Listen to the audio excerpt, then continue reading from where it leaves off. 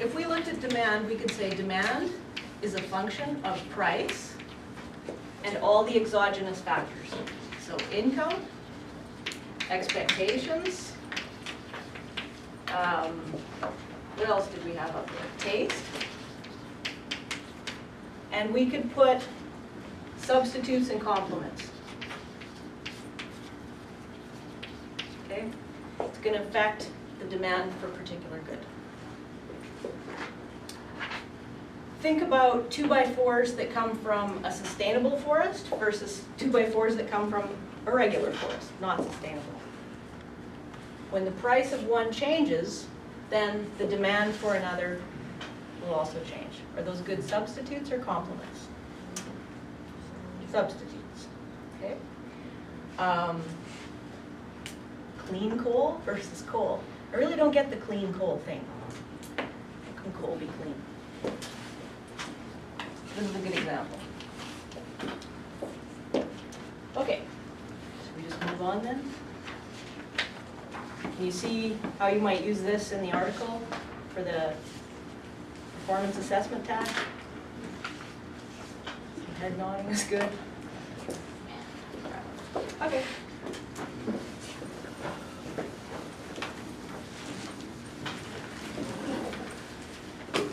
Okay, I don't usually do it. I do it every time, but I have to do it. I was going to stop. You hear the joke about compliments? Guy walks into a bar, he sits down, and the bartender gives him a bowl of peanuts.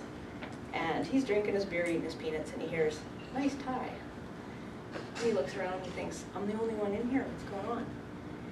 And he has another beer. Then he hears a little while later, "A lovely shirt on." And the guy says, he thinks he's losing his mind. He's only had 2 bottles of beer. And so the bartender said, he said to the bartender, "Am I hearing voices?" And the bartender says, "Oh no, that's the complimentary nuts." You have to know how to spell. It's compliment with an I. That's it. Next year, not telling the joke.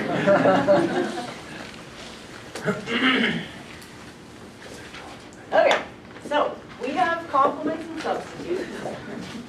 Moving right along. What else was I going to talk about? Oh yes, elasticity. Do you remember elasticity from 111? Do you remember what it means or why it's even necessary to think about ever again? No?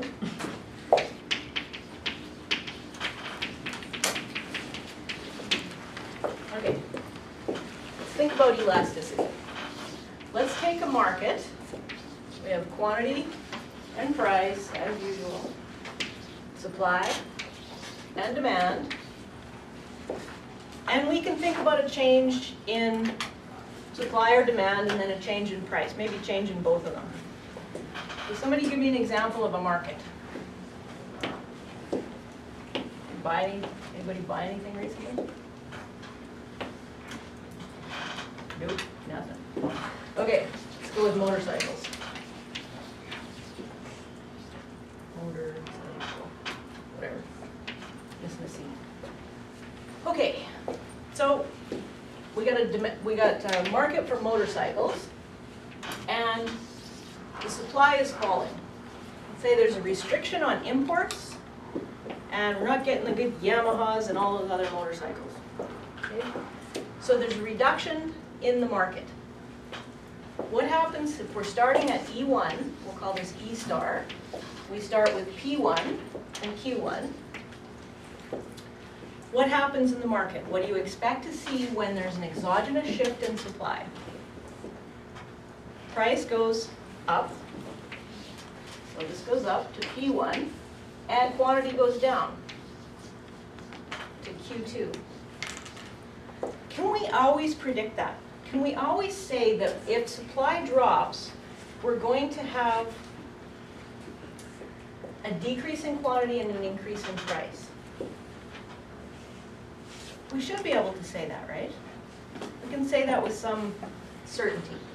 Let's introduce a second shock, and let's say that because Saskatchewan is booming right now, that a lot of people are moving to the province and there's an increase in demand. Plus, summer seems to be getting longer, so you can drive at least 3 more days. Let's say demand increases, right? Demand increases from D to D prime because of an increase in the population, an exogenous factor. What happens to price when we go from E star to E1 to E2? Where are we now? Does the price go up? Still goes up. So it goes up even farther. So we go to P2. What happens to quantity now? In this case, the quantity is actually going to go up. Q2. So we're making a great leap in quantity here because there's such an increase in the demand. Can we say that quantity will always go up because of that? Not necessarily, right? How could I change this picture to make the change in quantity different? What would I have to do? There's a couple things I could do. We can't predict whether quantity is going to go up or down or stay the same. Why is that?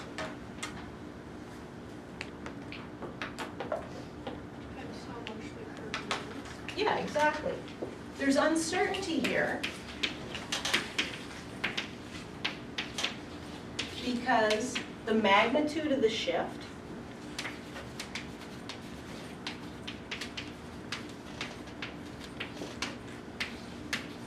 in either curve, right? If I just move this demand curve a little bit, quantity might go up just a little bit. If I moved it a lot, it might be out here. Okay, so the change in the quantity in the market depends on the size of the shift. That's one thing. What's the other thing that makes a difference? What would happen if I made this curve? Let's do it this way. Let's say the supply curve is fixed, and we have, so this is fixed. We have one certain supply, and that's all we have. You can think of that as the supply of oil, for example. And let's say the demand goes from D1 to D2. What happens to price? It goes down. P2, P1 to P2. What happens to change in quantity? Nothing. So what is different about this supply curve from this supply curve? The slope, right? How steep it is. And the steepness of this slope is elasticity. So what we're looking at is the response, people's response to changes in price. If they respond a lot, it's elastic. Think about elasticity. If they respond a little bit, it's not very elastic. Okay?